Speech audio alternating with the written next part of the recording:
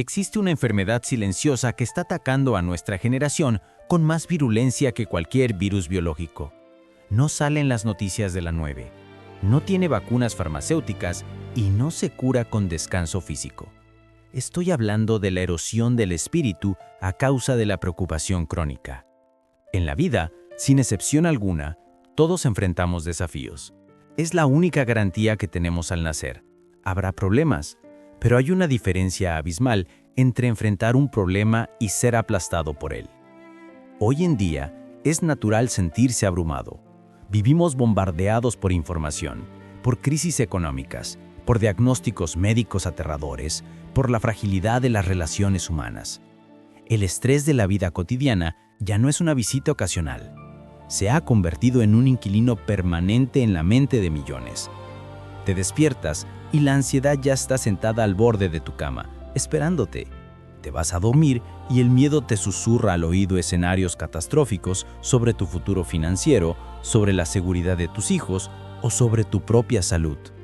Es una sensación de asfixia, como si estuvieras tratando de respirar bajo el agua. Es esa presión en el pecho que te dice, no vas a poder con esto. Esta vez el problema es más grande que tú. Y si te sientes así ahora mismo, quiero que sepas que no estás roto. Eres humano. Pero también quiero decirte que no fuiste diseñado para vivir en ese estado de supervivencia constante. Tu sistema nervioso, tu alma y tu espíritu no fueron creados para cargar el peso del mundo. Hoy quiero invitarte a detener el tiempo por un momento. Quiero invitarte a una reflexión profunda, casi quirúrgica, sobre el único antídoto real que existe contra el veneno de la ansiedad: la confianza radical en Dios. No estoy hablando de religión. La religión muchas veces nos llena de reglas y culpas que aumentan el estrés. Estoy hablando de una tecnología espiritual antigua y poderosa que la Biblia nos enseña repetidamente. En el libro de Filipenses, capítulo 4, versos 6 y 7, el apóstol Pablo, un hombre que escribía desde una cárcel, no desde un palacio, nos lanza un desafío que parece imposible para la mente lógica. No se preocupen por nada. Más bien, en toda ocasión, con oración y ruego, presenten sus peticiones a Dios y denle gracias. Y la paz de Dios, que sobrepasa todo entendimiento, cuidará sus corazones y sus pensamientos en Cristo Jesús. Analiza esta frase. No se preocupen por nada. En un mundo donde todo es preocupante, esto es una locura. Pero Pablo no nos está pidiendo que seamos irresponsables o que neguemos la realidad. Nos está ofreciendo un intercambio divino. Nos está diciendo que existe una paz que sobrepasa todo entendimiento. ¿Qué significa esto? Significa una paz que no tiene lógica, una paz que no debería estar ahí. Es de capacidad de estar calmado cuando el barco se hunde. Es la capacidad de dormir tranquilo la noche antes de una cirugía mayor. Es la capacidad de sonreír cuando tu cuenta bancaria dice cero. No porque seas iluso, sino porque sabes algo que el resto del mundo ignora. En esta serie de escritos vamos a explorar, con la profundidad que quizás nunca has experimentado, cómo aplicar esta enseñanza a tu vida diaria. No vamos a quedarnos en la superficie. Vamos a desglosar qué significa realmente confiar. ¿Cómo se ve eso el lunes por la mañana en la oficina? ¿Cómo la gratitud es un arma de guerra? ¿Y cómo la paciencia puede ser tu mayor virtud? Si alguna vez has sentido que el peso del mundo está a punto de romperte la espalda, o si estás atravesando el valle de sombra de muerte ahora mismo, este mensaje fue escrito para ti. No es casualidad que lo estés leyendo.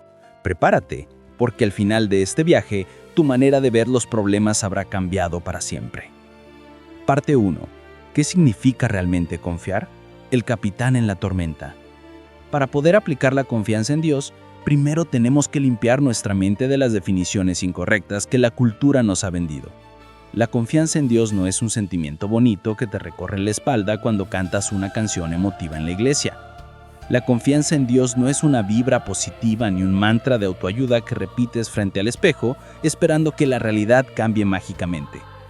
La confianza en Dios no es negar la realidad. No es mirar un tumor y decir, no existe.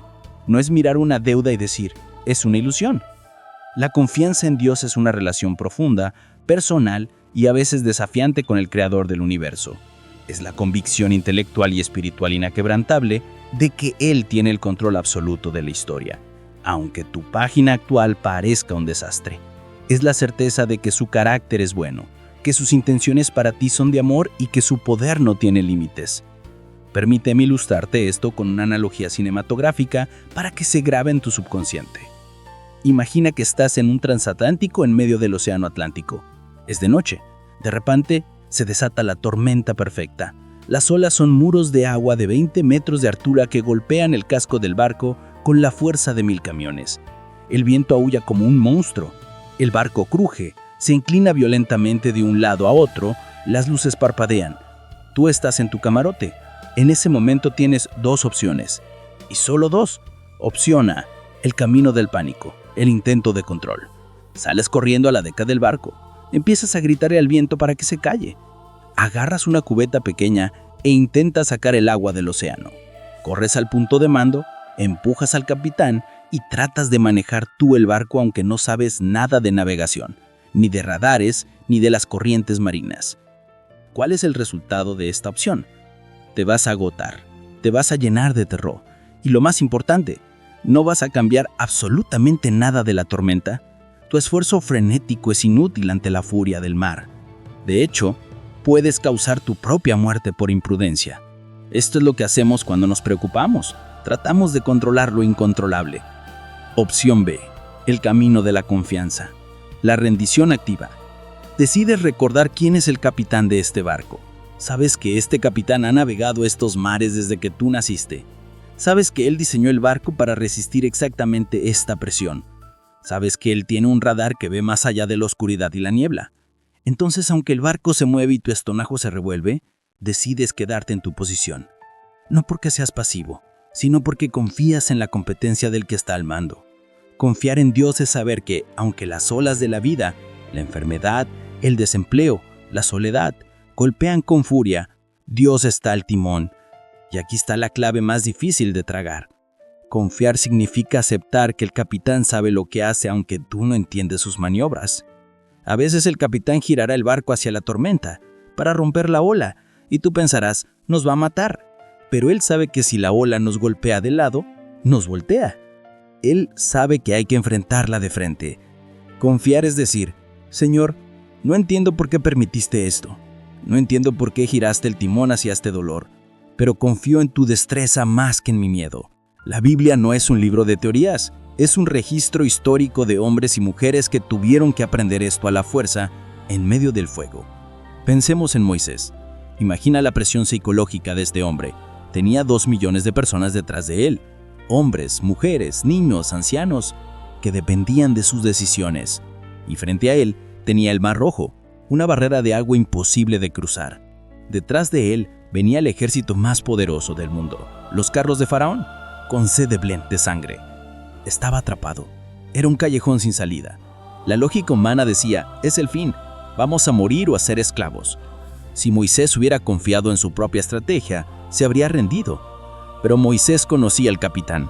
En ese momento imposible, Dios le dijo, ¿por qué clamas a mí? Di a los hijos de Israel que marchen. Y el mar se abrió.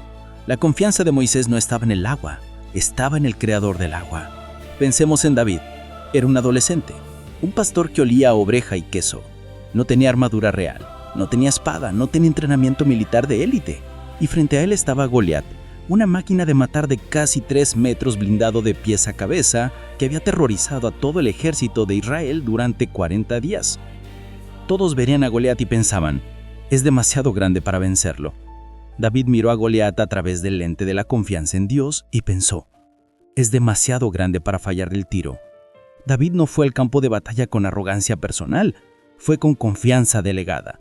Le dijo al gigante, tú vienes a mí con espada y jabalina, mas yo vengo a ti en el nombre de Jehová de los ejércitos. Eso es confianza. Es saber que tus recursos son limitados, pero los recursos de tu Dios son infinitos. ¿Cómo traemos esto al siglo XXI? ¿Cómo se ve esto hoy? Se ve cuando recibes una carta de despido y en lugar de caer en una espiral de depresión pensando que vas a perder tu casa, respiras profundo y dices, Dios es mi proveedor, no esta empresa. Si Él cerró esta puerta, es porque tiene una mejor o porque va a construir una nueva pared. Confío en su provisión. Se ve cuando el médico te da un diagnóstico sombrío y aunque lloras y sientes miedo, porque somos humanos, terminas secándote las lágrimas y diciendo, Mi vida no depende de este reporte médico, depende del aliento de Dios. Y hasta que Él diga que mi misión terminó, nada me puede sacar de aquí. La fe es un músculo, y como todo músculo necesita resistencia para crecer.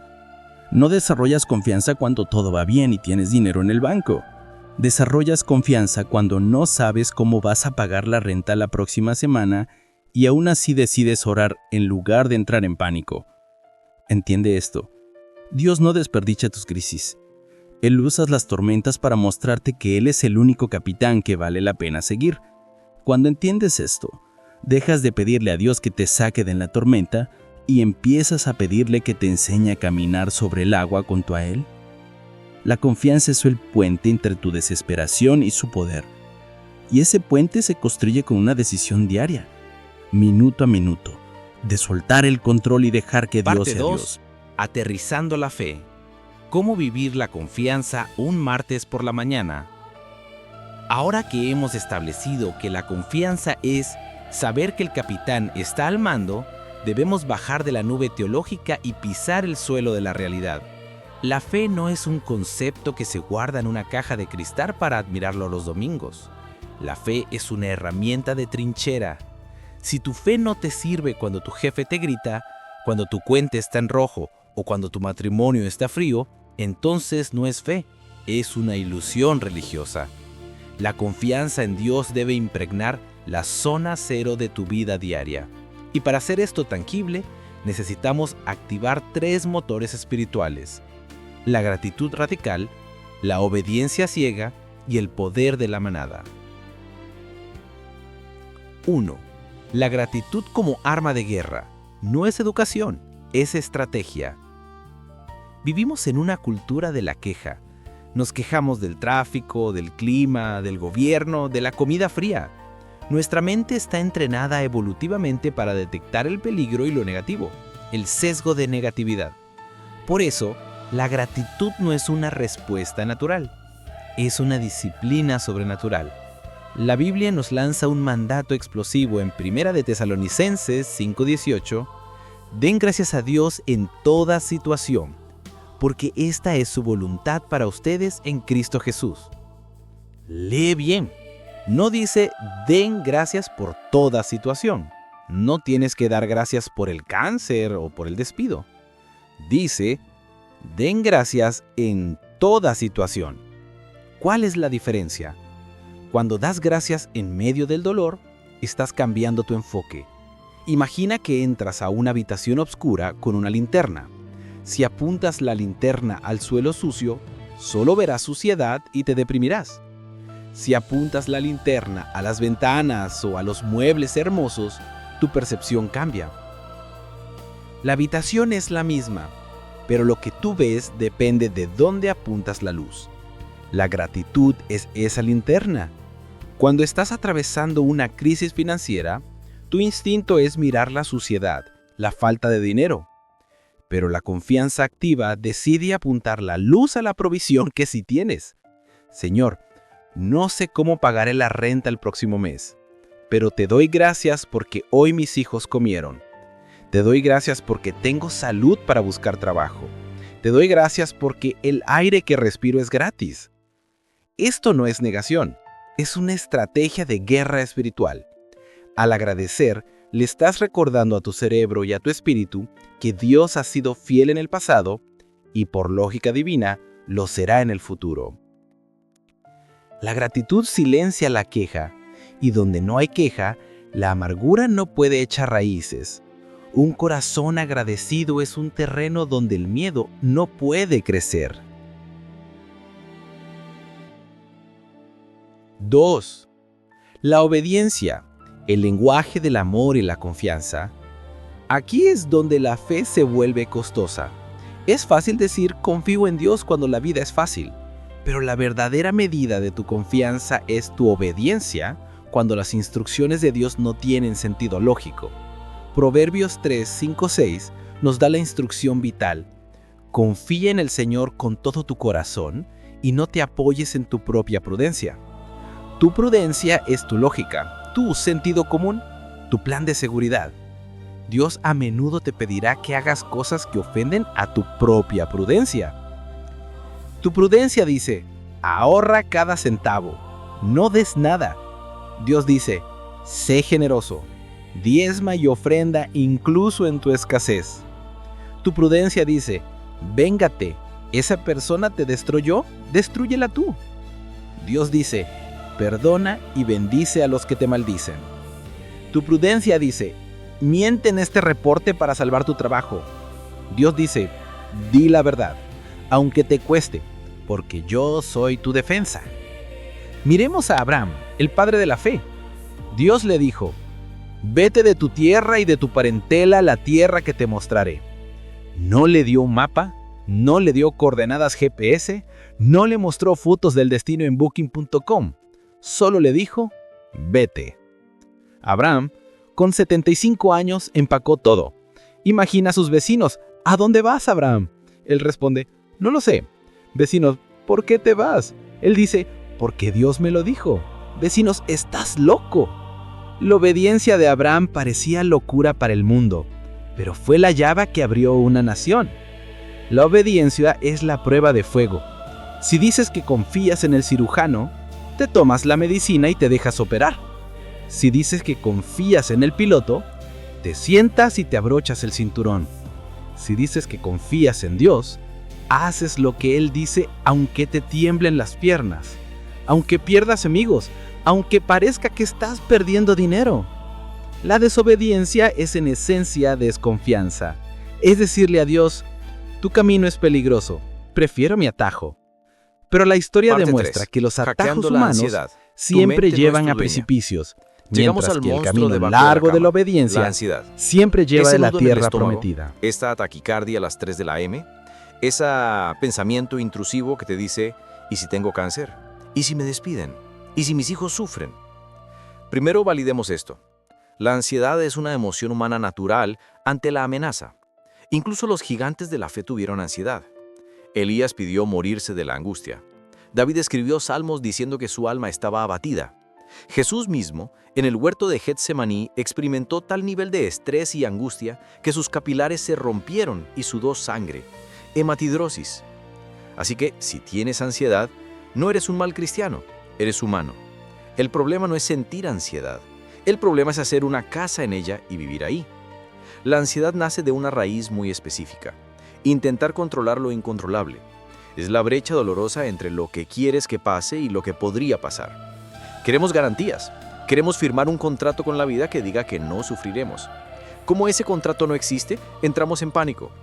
Pero tenemos herramientas espirituales de alto calibre para desmantelar la ansiedad. 1. La oración como zona de transferencia, la línea roja. Muchas personas usan la oración como un buzón de quejas, una lista de deseos a Santa Claus. Pero Pablo en Filipenses 4 nos enseña la verdadera función de la oración en tiempos de crisis. Es una zona de transferencia. Por nada estéis afanosos, sino sean conocidas vuestras peticiones delante de Dios. Imagina que llevas una mochila de 50 kilos llena de piedras, tus problemas. Llevas meses cargándola, te duele la espalda, no puedes dormir. Orar no es describirle a Dios las piedras. Mira, Señor, esta piedra es gris y pesada. Dios ya sabe cómo son las piedras.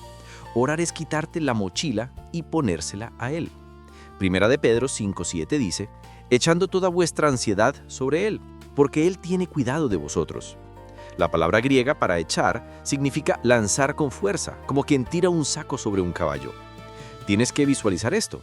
Cierra los ojos y visualiza tu problema, la deuda, el diagnóstico. Ahora, visualmente, entrégalo en las manos de Jesús y di, Señor, esto es demasiado pesado para mí. Te lo transfiero. A partir de este segundo, es tu problema, no el mío. Yo me encargaré de lo que puedo, obedecer. Tú encárgate de lo imposible, el resultado. Cuando haces esta transferencia real, sientes un alivio físico. La paz de Dios llena el espacio que andas ocupado a la angustia. 2. El antídoto del solo por hoy. Mateo 6:34. La ansiedad es un viajero en el tiempo. Siempre viaja al futuro para traer catástrofes que no han sucedido. ¿Y si tengo 5 años de jubilación? ¿Y si mi hijo adolescente se droga cuando tenga 20? Jesús, el psicólogo supremo, nos dio la prescripción clínica en Mateo 6:34. Así que no se preocupen por el mañana, porque el día de mañana traerá sus propias preocupaciones. Los problemas de hoy son suficientes para hoy. Esto se llama compartimentar. Dios te da gracia, fuerza espiritual, como el maná en el desierto, dosis diaria. Dios no te da hoy la fuerza para soportar los problemas de 2028. Te dará la fuerza para soportar los problemas de hoy, martes. Si intentas cargar los problemas del futuro con la fuerza de hoy, te quiebras. Es como intentar cruzar un puente que aún no se ha construido. Cuando la ansiedad te ataque con escenarios futuros, respóndele en voz alta. Alto ahí. ¿Eso está pasando hoy? No. Entonces, no tengo gracia para eso hoy. Hoy me ocuparé de lo que tengo enfrente. Lavar los platos, hacer mi trabajo, amar a mi familia. Dios ya estará en mi mañana cuando yo llegue allá. Vivir un día a la vez es la única forma de mantener la cordura en un mundo loco. 3. La paz que guarda. El centinela mental. Pablo dice que la paz de Dios guardará vuestros corazones y vuestros pensamientos. La palabra griega es frureo, un término militar. Significa montar guardia, poner un centinela. Cuando practicas la confianza radical, orando, transfiriendo la carga, agradeciendo y viviendo un día a la vez, Dios pone un soldado de fuerzas especiales en la puerta de tu mente. Cuando llega un pensamiento tóxico, como «te vas a morir joven», «nunca saldrás de deudas», ese pensamiento se encuentra con el centinela, la paz de Dios. El centinela le dice, identifíquese, ¿vienes de la verdad de Dios o vienes del miedo? Si vienes del miedo, no lo deja pasar. No dejas que ese pensamiento anide en tu cabeza, lo rechazas. Esa es la paz que sobrepasa todo entendimiento. Es poder estar en la sala de espera de la UCI y aunque las lágrimas corran por tu cara, sentir una solidez interna que te dice, pase lo que pase, Dios sigue siendo bueno. Y yo sigo estando en sus manos. La ansiedad quiere convencerte de que estás solo y desamparado. La confianza te recuerda que eres hijo del dueño de todo. La batalla contra la ansiedad no se gana intentando controlar el exterior, se gana rindiendo el interior. Cuando el cielo Cuando te guarda rindes ante silencio. Dios, Llegamos paradójicamente, a la prueba de ganas fe la más victoria más agotadora, grande de la todas. que hace que la mayoría La de los libertad creyentes tiren del la miedo. toalla a mitad del camino. La espera. Vivimos en la era de la gratificación instantánea. Somos la generación de la hora. Si quieres comida, tienes Uber Eats en 20 minutos. Si quieres ver una película, tienes Netflix en 3 segundos. Si quieres comprar algo, tienes Amazon Prime mañana en tu puerta. Hemos entrenado a nuestro cerebro para creer que si algo no sucede ya, es porque algo está roto. Y, trágicamente, hemos arrastrado esta mentalidad de consumidor impaciente a nuestra relación con el eterno. Oramos el lunes por un trabajo y si el viernes no tenemos contrato, decimos, Dios me abandonó. Oramos por la sanidad de un familiar y si el reporte médico no mejora en una semana, pensamos, la fe no funciona. Pero aquí está la verdad teológica que choca frontalmente con nuestra cultura. Dios no usa microondas, Él cocina a fuego lento. Isaías 55, 8, 9 nos da la razón técnica de esto. Porque mis pensamientos no son los de ustedes, ni sus caminos son los míos, afirma el Señor. Mis caminos y mis pensamientos son más altos que los de ustedes, más altos que los cielos sobre la tierra. Dios opera en una dimensión de tiempo diferente. Nosotros vivimos en cronos, el tiempo secuencial, el del reloj, que nos estresa. Dios vive en kairos, el tiempo oportuno, el momento perfecto, la sazón divina. La impaciencia es en el fondo arrogancia. Es decirle a Dios, yo sé mejor que tú cuándo debo recibir esta bendición. Tu calendario está trazado. Pero Dios, que ve el final desde el principio, sabe que si te entrega la bendición antes de tiempo, esa misma bendición te destruirá. Una herencia millonaria, entregada a un niño inmaduro, solo sirve para financiar su autodestrucción. Un puesto de liderazgo entregado a alguien sin carácter, solo sirve para inflar su ego y lastimar a otros. La anatomía de la espera bíblica. No estás perdiendo el tiempo. Miremos la evidencia histórica. La Biblia no es un libro de éxitos instantáneos. Es una crónica de esperas largas y dolorosas. Abraham y Sara, Dios les prometió un hijo, una promesa directa, cara a cara. ¿Sabes cuánto tiempo pasó desde la promesa hasta que Isaac nació? 25 años, un cuarto de siglo. Imagina la tortura psicológica. Cada mes la esperanza y luego la decepción. Vieron sus cuerpos envejecer, su piel arrugarse. La lógica decía, es imposible. Pero Abraham creyó en esperanza contra esperanza. Esos 25 años no fueron tiempo perdido, fueron el horno donde Dios forjó al padre de la fe. Sin la espera, Abraham hubiera sido solo un hombre con un hijo. Con la espera, se convirtió en el padre de naciones. José, un joven soñador con una promesa de grandeza. ¿Cuál fue su camino al palacio? Primero, fue traicionado por sus hermanos y vendido como esclavo. Luego, fue acusado falsamente de violación y tirado en una mazmorra egipcia. Pasó años en la oscuridad, olvidado por todos, incluso por aquellos a quienes ayudó.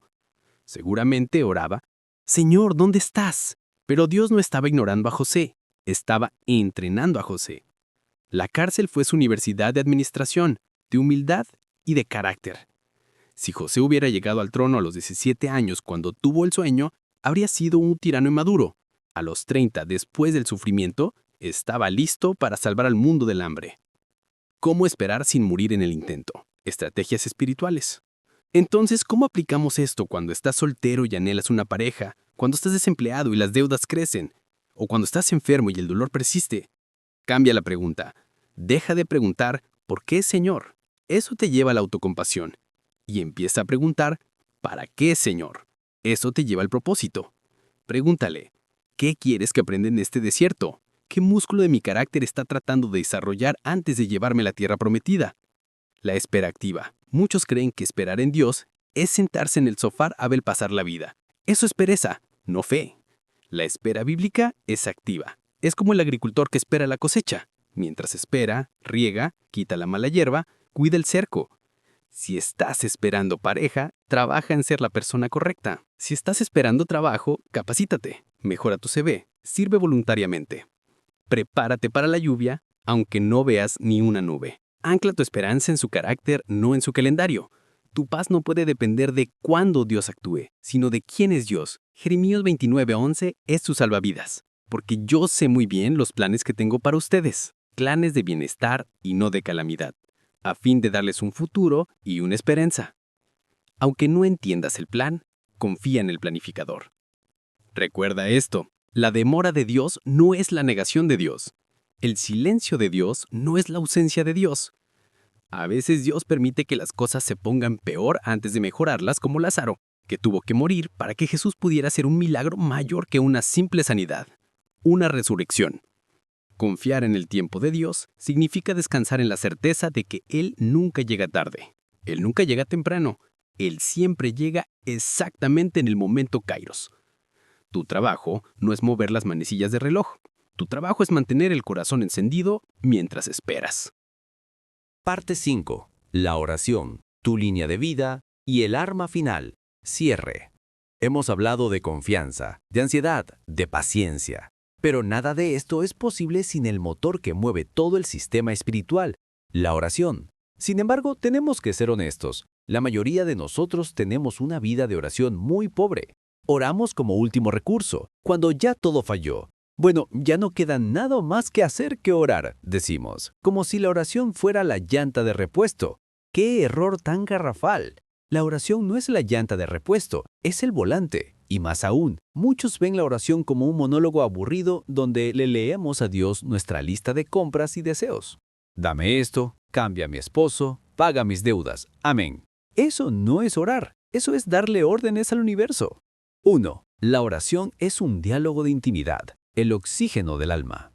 Confiar en Dios requiere conocer a Dios, y no puedes confiar en alguien con quien no hablas. Imagina que estás casado, pero solo le hablas a tu esposa 5 minutos al día, y solo para pedirle comida.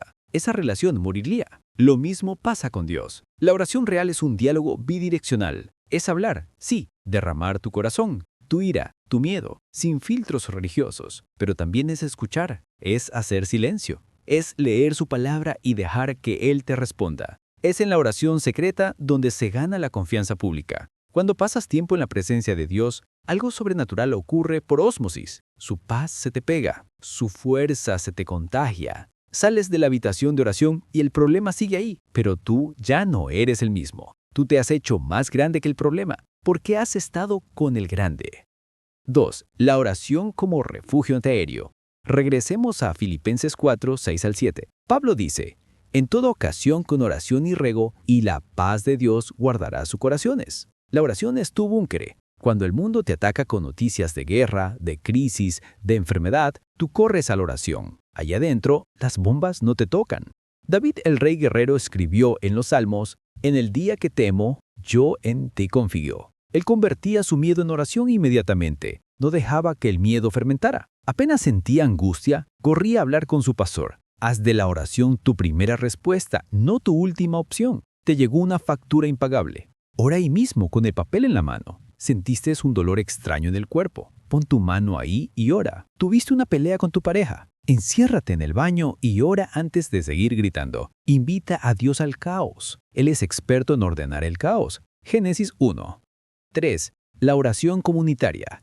El poder exponencial. Hay un nivel de autoridad espiritual que solo se desbloquea en grupo. Jesús dijo, porque donde están 2 o 3 congregados en mi nombre, allí estoy yo en medio de ellos. Mateo 18:20. La ansiedad florece en el aislamiento. El diablo quiere que creas que estás solo, que nadie te entiende. Pero cuando te unes con otros a orar, rompes ese engaño. Busca un compañero de batalla. No necesitas un estadio lleno, necesitas 1 o 2 amigos de fe. Oye, hoy no tengo fuerzas. ¿Puedes orar por mí? Eso es humildad y eso es poder. La oración unida derriba murallas que la oración solitaria a veces solo golpea. 4. La oración de gratitud. El sello final. Pablo termina su instrucción diciendo, con acción de gracias. La gratitud es el sello de que realmente has confiado. Si pides y sigues preocupado, no has confiado. Si pides y das gracias antes de ver la respuesta, eso es fe. Señor, te pido trabajo y te doy gracias porque sé que ya estás abriendo puertas. Esa actitud cambia la atmósfera, cambia tu rostro, cambia tu bioquímica cerebral. Conclusión. Tu invitación a una vida sin miedo. Hemos recorrido un viaje largo y profundo hoy. Hemos desmontado la anatomía del miedo. Hemos aprendido a hackear la ansiedad, hemos entendido el valor del tiempo de espera y hemos redescubierto el poder de la oración. Pero el conocimiento por sí solo no cambia nada. La aplicación lo cambia todo. Hoy estás parado ante una bifurcación en el camino. Puedes cerrar este video o este texto y volver a tu vida de siempre, preocupándote por todo, cargando el peso del mundo, viviendo con gastritis y sin dormir, tratando de controlar lo incontrolable. O puedes tomar el camino de la confianza radical. El camino de la confianza no promete que no habrá tormentas. Promete que en medio de la tormenta tendrás un capitán que no duerme, que no falla y que ha prometido llevarte al otro lado. Promete una paz que no tiene sentido lógico, pero que se siente como un abrazo del cielo cuando más lo necesitas. Promete que aunque caigas 7 veces, Dios te levantará 8. No tienes que ser perfecto. No tienes que tener una fe gigante. Jesús dijo que con una fe del tamaño de una semilla de mostaza, la más pequeña de todas, puedes mover montañas. Solo necesitas una pequeña dosis de confianza genuina puesta en un Dios grande. Suelta el control hoy. Suelta la necesidad de entenderlo todo. Suelta el miedo al futuro. Respira profundo. Dios se tiene. Dios tiene a tu familia. Dios tiene tu futuro. Y si Él cuida de las aves del cielo y viste a los lirios del campo con tal belleza, ¿cuánto más no cuidará de ti que eres su hijo amado? Llamado a la acción. Tu siguiente paso. Si este mensaje ha resonado en tu espíritu, si has sentido que era una respuesta directa a una oración que hiciste en silencio, no dejes que este momento se evapore. Haz algo físico para sellar esta decisión espiritual. Suscríbete ahora mismo. Únete a esta comunidad. Estamos construyendo un ejército de personas que eligen la fe sobre el miedo. Al suscribirte, estás diciendo, quiero más de este alimento para mi alma. Deja tu huella. Ve a los comentarios ahora mismo. No lo pienses. Escribe estas 4 palabras que tienen el poder de reconfigurar tu mente. Dios tiene el control. Al escribirlo, lo estás declarando. Lo estás sacando de tu mente y poniéndolo en el mundo real. Léelo de otros. Dales me gusta. Sé parte de esta cadena de fe. Comparte la luz. Piensa en una persona, solo una, que sabes que está pasando por un momento oscuro. Envíale este mensaje. Puede ser el ángel que Dios use hoy para salvar su esperanza. Gracias por llegar hasta aquí. Recuerda, no importa qué tan oscura sea la noche, el amanecer es inevitable. Confía, descansa, vive. Bendiciones y nos vemos en la próxima.